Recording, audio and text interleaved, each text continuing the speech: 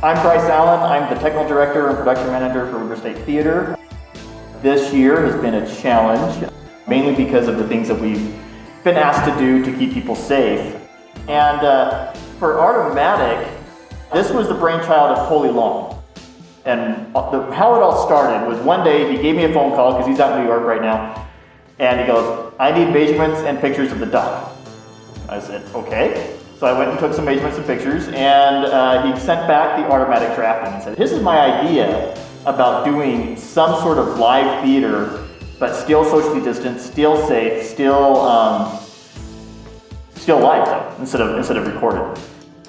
So the general idea, we wanted to borrow something from the storefront theater that some places were doing, where they would have a performance like in the lobby of their theater that people could watch from the street through the window of the theater. Thought of the idea of using the loading dock, because then we could isolate the audience in the loading dock area and keep the performers in the backstage, the scene shop area backstage, as they're sort of holding in. And then they could come into the sort of glass booth that we built on the loading dock for the audience to look through. So we're building the Art of Matic box. He drafted it with the idea, and then I figure out the structure like usual. But some challenges for this one is, one, we have to make sure the room is vented. There's rules set up by the Browning Center and by the general university COVID guidelines that you have to air out the space in between performances. And so we had to do calculations and figure out what the air exchange time was in the booth that we created. And two, we have to make sure that the room will stand up outside on our loading dock, where we can't screw anything to anything, and where we have wind. And that's been our two biggest structural challenges for this production. Just today, we're putting it up right now downstairs, and we discovered that even putting the walls up, just a small slight little breeze that we had, caused issues with getting the walls up. But we solved it, we fixed it, it's gonna be fine. But that's just a big challenge. We had to research how to be safe outside and work outside, and think about things like wind load on a structure, which is something we never have to do because we're inside a building. We have to think about how we air that room out. So we had to build a fan with some filters that's built into the actual set. We could basically start the air exchange while the performance was happening, so we could take a minute off the clock that way. We had to figure out how to put lighting positions and sound positions in this completely enclosed unit that is self-sustaining and self-supporting, which is, again, is something we don't usually have to do.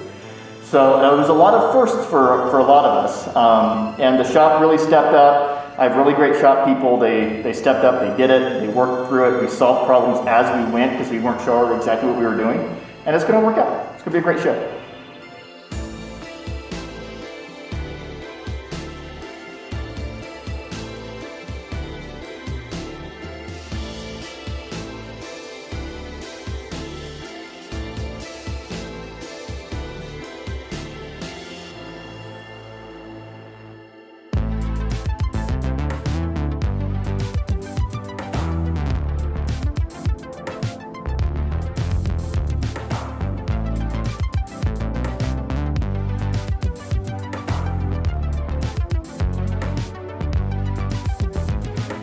Okay, so this is our attempt to make live theater with live audiences in a COVID-safe fashion.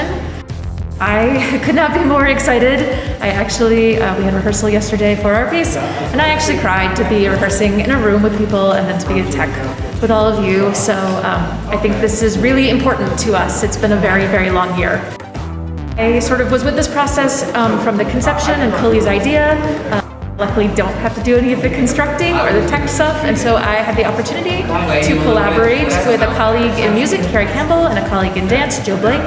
So we opened it up to the whole department, which included the theater area, the dance area, the music area.